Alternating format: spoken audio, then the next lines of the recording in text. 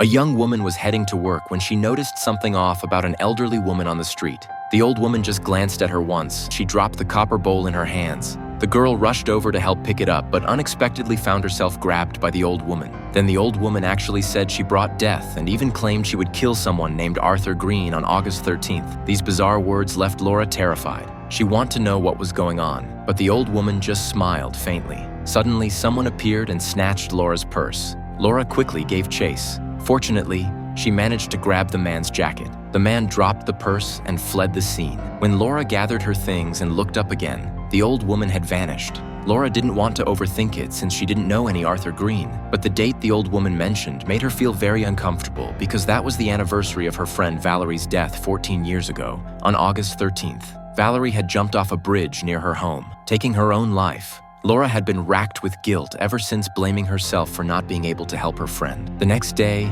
Laura had put the old woman's words out of her mind when she suddenly heard that very name the old woman had mentioned Laura. Then asked her female colleague if she knew anyone named Arthur Green, but her colleague looked completely blank. This left Laura puzzled, wondering if she was hearing things. But before long, something strange happened again. In the subway station, a stranger suddenly called out her friend Valerie's name to Laura. Laura told the man she wasn't Valerie. The man just said he'd mistaken her for someone else. Laura was now completely baffled. Could this man have been a friend of Valerie's when she was alive? These strange incidents kept Laura awake. She kept flipping through photos of herself and her friend Valerie, finally falling asleep at dawn. But the next moment, she woke up from a nightmare. Then she discovered her phone was missing. But Laura didn't think much of it, assuming she'd accidentally left it at the office. So she hurried out the door. However, halfway there, Laura unexpectedly spotted the name Arthur Green's on a nameplate by the roadside. Laura froze instantly. Wasn't this the person the old woman said she would kill? And he lived on the 4th floor of this very building.